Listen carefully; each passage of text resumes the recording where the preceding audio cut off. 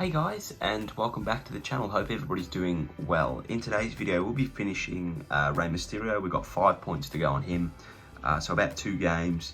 We'll get into them now, and we'll also be talking about some issues that I've picked up with Elemental Tier, and we'll get into them straight away as well.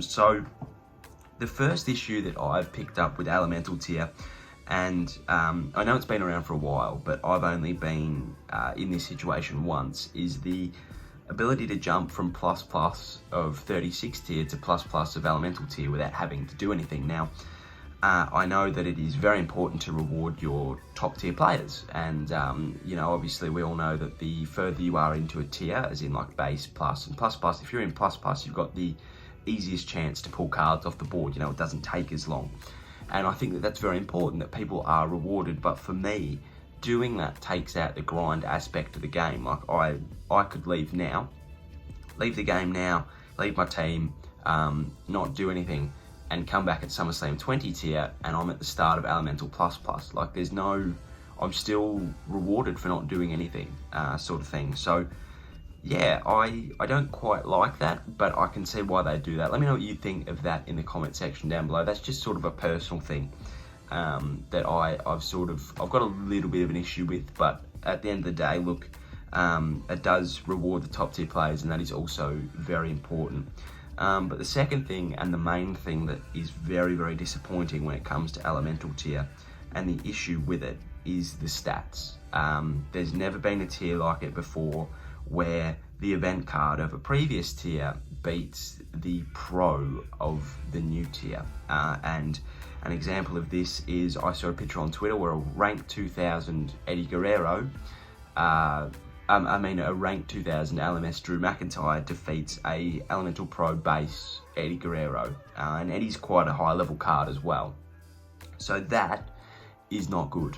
There's never been a tier like it. Obviously, event cards and event pros, like the two that are on my screen now, Samoa and John, they do not beat my WrestleMania 36 base cards, like base pros. They're about 300,000 behind, and it's been like that for a while. You know, they've all, event pros of the previous tier have never beaten base pros of the new tier, no matter how long you go back. It's just not a thing that's happened.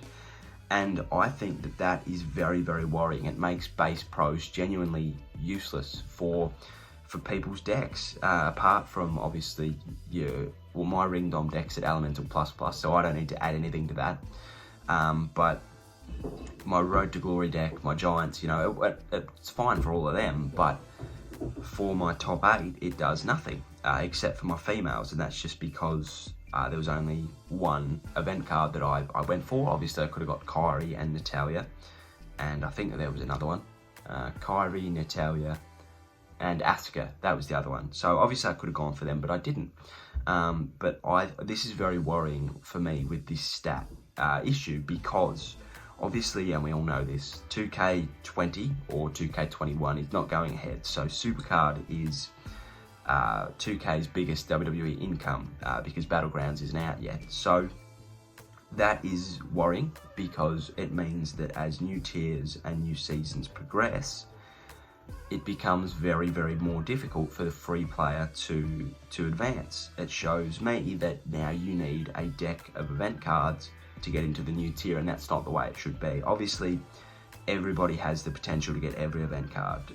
It does get harder for people to get the event card, obviously, as shown, but you know, and not everybody gets the event card. I missed out on the LMS event card. I missed out on, I think that was actually it, but like I could have chose not to play any event, really. But for me, it shows that the gap between the free player and the paid player, it is getting further. And if it keeps going, people are going to leave, because they know that without spending money, they can't advance in the game. And that is very, very, very, very, that's a very slippery slope to walk on. So I think that, yeah, if they keep going the way they do, people will leave, because they know that they can't win without paying, and that's not the way it should be. But it also shows that, yeah, that they're not listening to the player base. You know, I would not want to, if I was at Royal Rumble tier right now, I don't have the capacity to get every event card.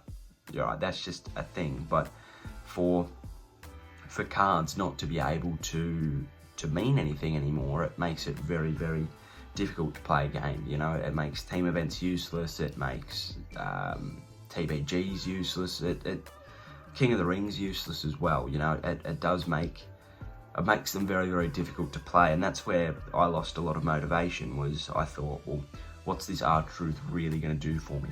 Not much. You know, what's the Pro going to do for me? Even less. So yeah, it turns people off events, and I can completely understand that. But yeah, it's a bad direction that I think that they're going in, and it's a very avoidable one as well. You know, look at my NBA 2K20. You know, they've got a great game going. They reset after every time. Yeah, everybody's on a level playing field. In a free pack, you can get the top tier, and they're very attainable. Draft patterns every day. You know, it's very user friendly. Whereas this, the direction of SuperCard, it's becoming very money driven instead of user driven, and I think that the only thing that could probably save it at this point in time is a reset, and I don't like the chances of that, because that turns even more people off. So I think that there does need to be a few big changes. I think that they really need to reevaluate what's gone wrong with this tier so far, and we're not even a week in, and they need to have a good look at it, and then they need to change it going forward. We've still got SummerSlam 20 tier probably moving into Season 7, so they've got plenty of time to get it right. I just think that they've missed the mark on Elemental tier big time, and hopefully it does not bite them in the rear end when push comes to shove. But there is Rey Mysterio. As I said, I really didn't want to get him, but I did in the end. I did want to get him. I was just a bit demotivated, and that's why it's taken me till Monday. But I didn't have to grind that hard. Like, I didn't use many ads at all. I used one full set, and that was it. We'll go and lock him in now. There he is there. We'll try out a couple of images on him as well. Now, I want to try that one out. Oh, that looks really good. That was basically to spite a friend, but yeah, that looks elite. So that's awesome. That one looks really good as well. The Neon Special card. We'll try the Vanguard as well.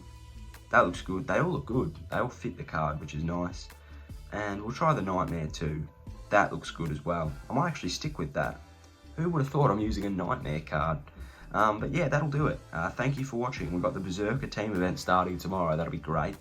But yeah, thanks for watching. Hope you enjoyed. If you did, please like and subscribe.